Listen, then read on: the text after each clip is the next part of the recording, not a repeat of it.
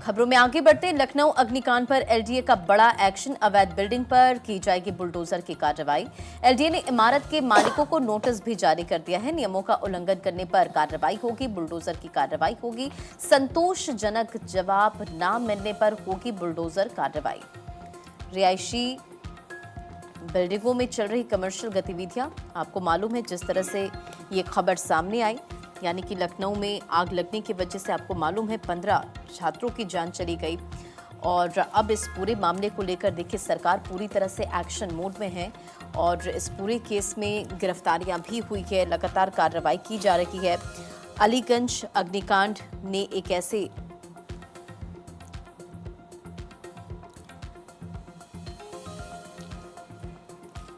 तो देखिए इस पूरे मामले को लेकर एक्शन एक तरफ लिया जा रहा है, दूसरी तरफ एलडीए ने इमारत के मालिकों को नोटिस भी जारी कर दिया है। तो देखिए कई सवाल जरूर उठ रहे हैं इस हादसे के बाद और अब दूसरी तरफ कार्रवाइयों का सिलसिला शुरू हो चुका है। देखिए कल भी हमने इस बात का जिक्र किया था कि अभी पूरे लखनऊ की जब हम बात करते हैं तो कोचिंग संस्थान ही ऐसे हैं जिनकी संख्या 2000 है, जिसमें से रजिस्टर्ड जो हैं उनकी संख्या मात्र 200 से 300 है।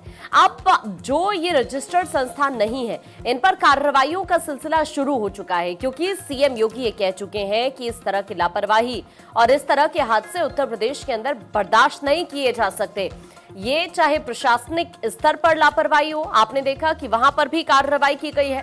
दूसरी तरफ इस मामले में बाकायदा एसआईटी का गठन किया गया है और आज एसआईटी जांच का दूसरा दिन है। हालांकि 1 हफ्ते का समय दिया गया है एसआईटी को भी रिपोर्ट सौंपने का और उसके बाद चीजें क्लियर हो पाएंगी कि आखिरकार क्या क्या गलती हुई है, कहां कहां लापरवाही हुई है जिस वजह से यह हादसा हुआ। क्योंकि ये अपने आप में एक ऐसा हादसा है, अब जिन अभिभावकों ने अपने बच्चों को खो दिया है, अपनों को खो दिया है, ये एक ऐसे घाव है जिन पर मरहम कितना भी लगाया जाए ये घाव नहीं भर सकते। आपने देखा मुख्यमंत्री योगी आदित्यनाथ को बेहद भावुक नजर आए। डिप्टी सीएम ब्रजेश पाठक वो भी भावुक यहां पर बहुत ज्यादा हो गए थे और अब जब वो घटनास्थल पर पहुंचे वो तस्वीरें आपने देखी। फिलहाल इस पूरे के पूरे हादसे के बाद एलडीए की तरफ से एक बड़ी कार्रवाई की गई है, नोटिस जारी किए गए हैं इमारत के मालिकों को। कई ऐसी इमारतें हैं जिनके मालिकों को नोटिस जारी हुए हैं। तो देखिए आपको ये बता दें कि अभी फिलहाल इस हादसे को लेकर ये एक अपडेट ये है कि 18 अफसरों पर कार्रवाई की सिफारिश की गई है। अवैध निर्माण के लिए दोषी अफसरों पर कार्रवाई की जाएगी। एलडीए उपाध्यक्ष प्रथमेश कुमार ने शासन को एक रिपोर्ट भेजी है। 5 जोनल अफसर समेत 18 इंजीनियर्स के नाम इसमें भेजे गए। तत्कालीन विहित प्राधिकारी दुर्गेश श्रीवास्तव का नाम इसमें शामिल है।